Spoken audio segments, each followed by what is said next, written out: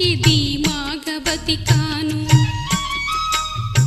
పువ్వులో పువ్వునై నీ పూజ చేశాను నీరై నీ అడుగు పాదాలు కడిగాను ఒక్క పొత్తులు ఉంటూ ముడుపు చెల్లించాను దిక్కు మీరని మొక్కి ధీమాగ బతికాను మా